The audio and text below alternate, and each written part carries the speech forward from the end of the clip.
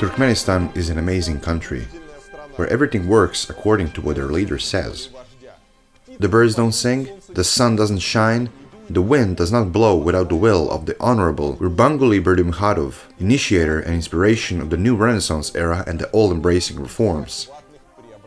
May God bless him to carry on his shoulders 5.3 million Turkmen people. In Turkmenistan there are no laws, there is only the will of the leader. It is above any law. It is like the sun that illuminates the path of the Turkmens. The cult of personality of Arkadag, which means protector, that's what they call their president in Turkmenistan, has generated a huge number of bans in the country, many of which are inexplicable by common logic. The Turkmen stopped wondering why they are ordered to do certain things long ago. In 25 years of independence they have seen a lot. First, Niyazov, who was proudly called Turkmenbashi, he crumpled his people like they were clay, constantly introducing new ridiculous bans. Then their new leader, Berdimuhamedow, took the reins of this tyranny, and the show continued. Today, we'll talk about what is prohibited in Turkmenistan.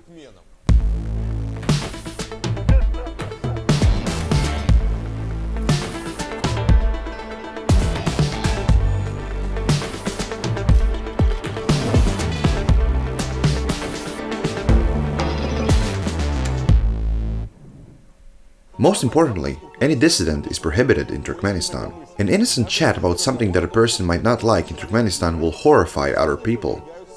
And I won't even mention protests. Here people simply don't know what is a protest. Even in privacy of their homes, they are scared to criticize the authorities. Over the years of pressure, the Turkmens have learned to justify any crap that happens to them. If you ask a Turkmen person what is the reason for a certain prohibition, there will probably be a pause in the dialogue. Well, for example, nobody demands that you have to have a portrait of the leader in every room. It is just custom. Every boss has a portrait of their leader. Why is it there? Well, just to be safe. Why do you have to be safe? Turkmen TV explains this to the citizens. The locals take it very seriously, because television can't lie. It is a voice that comes from above. Like the Soviet newspaper Pravda, which means truth. For example, in 2015, Turkmenistan banned the import of black cars. Why? Simply because Berdimuhamedow did not like the color black. He believes that this color brings bad luck. That's why no one can drive black cars. God forbid that someone in a black car crosses the path of Arkadag himself. Customs officials said that the reason for denying import was that the color black did not correspond to the climatic conditions of Turkmenistan. Hatred of the color black has reached such an extreme that in 2014 the police raided cars with black rims. In general, dark cars are not allowed here. We don't even produce them in Turkmenistan.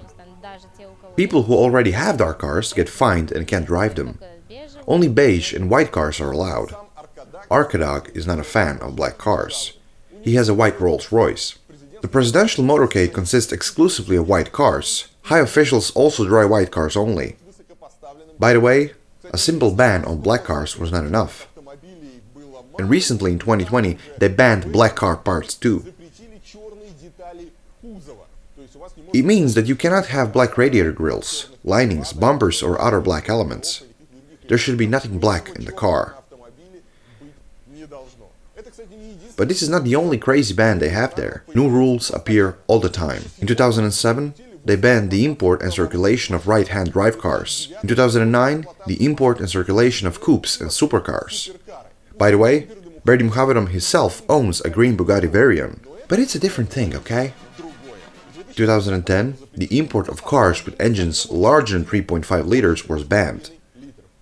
In 2013, cars with tinted windows were banned. In 2015, cars with an engine displacement below 1.3 were banned. Normally, there are no official decrees on these occasions. So it's not a legal prohibition. If you want to look up a specific law that prohibits these cars, you won't find it. They'll just tell you at customs that there was an order from above. Any kind of tuning is prohibited in Turkmenistan too. When I asked one of the locals about these prohibitions, he explained it to me like this. If tuning was not prohibited for Turkmens, they will decorate their cars like Christmas trees and disturb people at night. They say that once car horns was banned for a whole month. In other words, it is hard to be a motorist in Turkmenistan. When they banned colored cars except white, beige and grey ones, people started protesting. In May there were protests, in Lebava they went on strikes. But it was shut down quickly. They imprisoned everyone, beat them up, threatened their families. Your family can also have problems, not just you. And so people became silent. Traffic prohibitions in Turkmenistan mostly affect men, because it is rare to find a female driver in that country. But for women not to feel left out, ridiculous bans were introduced for them too. For example, in 2018, bikinis and even shorts were prohibited. No explanation was given for this strange ban, but some say it was done to protect the moral image of the Turkmens. The situation is even tougher for employees of public institutions. They are prohibited from painting their nails, wearing gold jewelry and dyeing their hair blonde. All employees of the state apparatus must look dark and strict, like Arkadag himself. You can't go out for a walk after 9 at night. If it is an unmarried couple, they cannot go hand in hand in the street.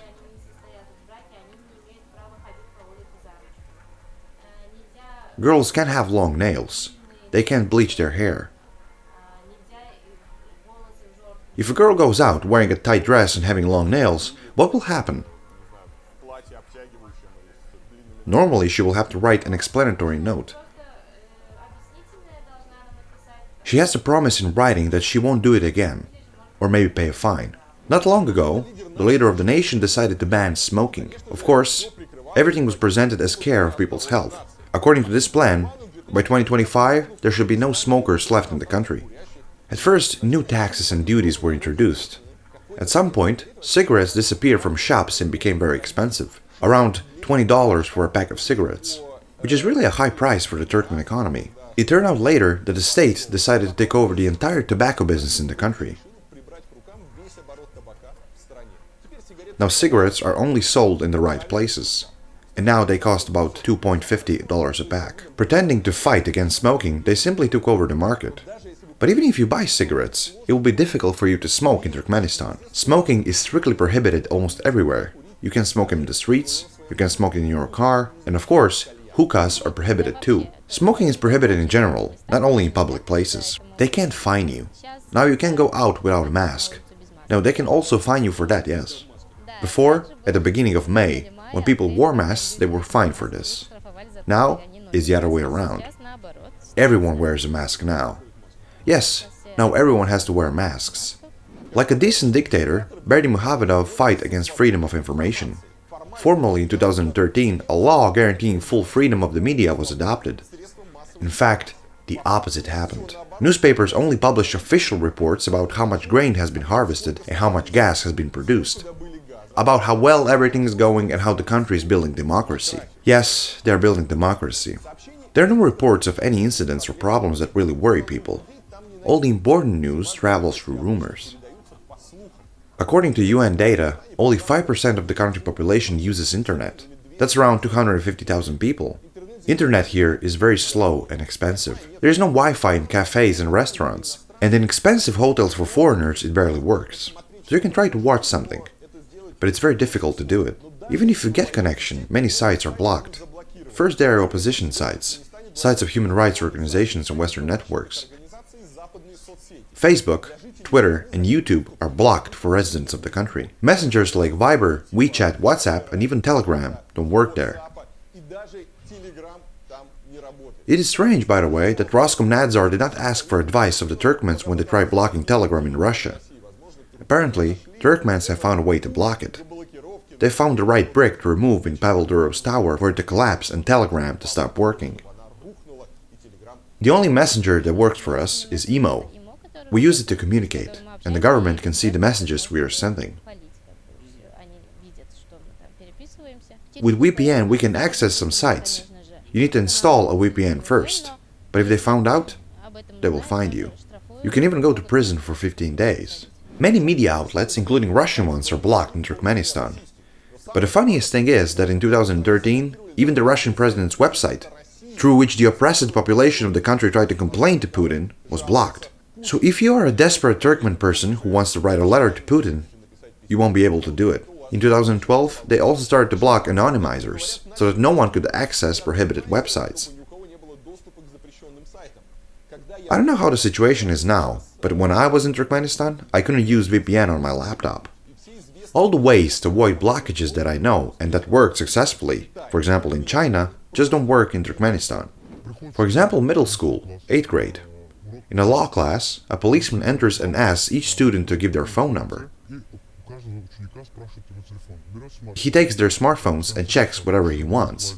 And then the students have to sign a paper saying that they're not going to surf the internet. There are cases. If the police finds out the student used the internet after that, he will be put in jail. It doesn't matter what he was doing, watching YouTube, reading opposition media or something. Just using the internet is a crime already. Turkmen fighters against freedom of speech reached their peak when they blocked my website Varlamov.ru. Yes, I am too banned in Turkmenistan. The blockade was imposed after my trip to Turkmenistan in 2016, when I published some posts about it. I published my first post, and literally in a couple of hours, my website was blocked in Turkmenistan. Interestingly, after the blockade, the traffic did not disappear completely. Only one user with a Turkmen IP address remained. This user was on my website and he looked at every page, read all the comments there. He was a person from Ashgabat. I wonder who it could be. Maybe the great architect himself was reading my posts. Reporters Without Borders has included the President Berdimuhamedow on a list of 39 world leaders and politicians who are considered enemies of freedom and information. They say that, in practice, all Turkmen media are controlled by the state, which uses them for propaganda and severely punishes anyone who deviates even for a bit from the official line. The new law on the media is too far from reality to take it serious. And this is what newsstands look like there. Talking about freedom of information, look at the newsstand with fresh press. I took this photo in Ashgabat. Don't you see anything curious? Yes. All the newspapers must have the photo of national leader on the cover. It is mandatory. The picture is sent to all the newspapers systematically. That's why all the newspapers have the same cover photo. By the way, that's how you can know if the newspaper is fresh. And the Turkmens can collect portraits of the president. I wonder if they can get together at the end of the year to see who's got the most portraits.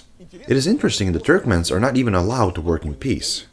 Residents of the regions of Turkmenistan cannot work in the capital Ashgabat without special permission from the Ministry of Labor and Social Protection, basically equating the citizens to foreigners. Berdimuhamedow's decree has not been published anywhere, but people are following it regardless. And those who came to the capital to work were kicked out of their rented apartments and forced to leave Ashgabat. It is also prohibited to take photos freely in Turkmenistan. You cannot take pictures of airports, train stations, government buildings, markets, people in uniform, etc. And since there are so many people in uniform here, like stars in the sky, practically you cannot take pictures of anything. Seeing a camera terrifies Turkmen people, especially near government buildings. Surprisingly, on the internet you won't find pictures of some buildings here. It is also interesting that there are no onlookers in Turkmenistan due to filming ban. If there is an accident or a fight or something, nobody takes out their phone to film it. Nobody posts videos on YouTube. YouTube is also banned. No wonder Berdimuhamedow, the king of the Prohibitions, doesn't even like cats. Throughout my trip to Turkmenistan, I didn't see a single stray dog or a cat. All the dogs were chained behind fences, and there are no cats. Turkmen media say that stray animals are not treated with much care there. For example, when Berdimuhamedow visited the cities of Balkanabad and Turkmenbashi, they organized something like a hunt on stray dogs and cats. They killed all the animals they saw and took the bodies to the landfill. One of the residents of Ashgabat has said that sometimes these violent people catch domestic pets and then demand a ransom from the owners. You have to know that it's very difficult to know what really is happening in Turkmenistan, what is true and what is false. Even when you are inside, when you talk with residents, it is difficult to verify the information. People are intimidated. They are afraid. And since the country is literally in a total information blockade, it is hard to confirm anything. I spoke to many Turkmens, just for you to understand the level and degree of their fear. I asked locals, Why locals don't film what's happening on the street? Everyone has smartphones. You could send this video somewhere. They told me it's not that simple. There have been cases where a person took a picture of something in the street, sent it to his relatives in Russia or in Turkey. The photo went viral on social media, and they found out who had taken the photo. How they found out? They checked the surveillance cameras that are everywhere in the cities. They looked at the time and found out by the cameras the person who took the picture. Then they came to this person and the repression began. We'll talk later about the types of repressions in Turkmenistan and why people are so scared, what terrifies them so much. You get different news from Turkmenistan, but the news about animals? There were more than one article about it. Apparently, it's all true. Reports of stray animals being captured and killed are numerous, and they appear regularly. Furthermore, once again, I have personally seen several cities with my own eyes. I have tried to find stray animals, which are usually not hard to find. Stray cats, for example. It is an ordinary thing, especially in Asia. But there I didn't see a single cat or a dog. All of this surprised me back then, and now we know the reason. Well, let's go back to prohibitions.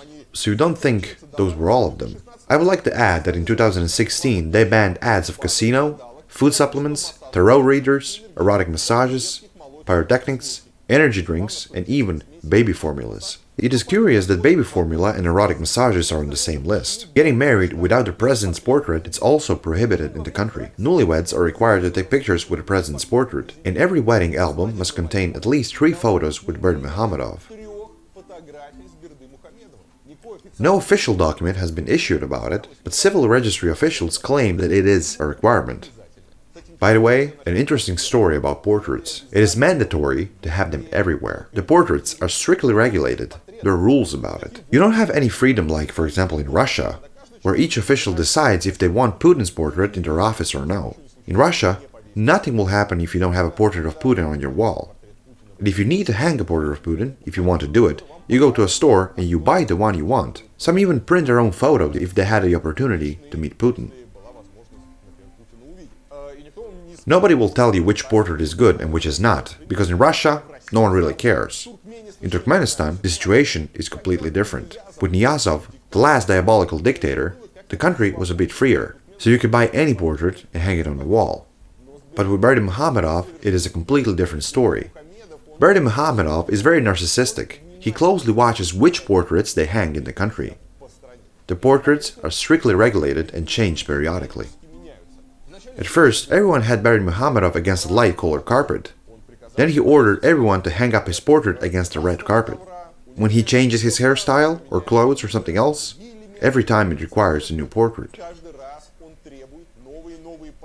People have to go and buy the portraits with their own money, hang them in their offices, classrooms, at their homes. It's really a serious problem. The dictatorship never leads to something good. And when the power over an entire country is concentrated in the hands of one man, he can easily go crazy. If people don't resist him, he will soon decide what underwear they should have and what color they should be their cars. This is what is happening now in Turkmenistan, where the words law and whim of the president has become synonymous. Today, Turkmenistan is one of the most mysterious, cruel and closed places of our planet. Anyway, subscribe to our channel, leave your comments, give this video a like. Don't forget to share it on Reddit and send it to your friends on WhatsApp. Best wishes to you all. See you soon in my video. Bye bye.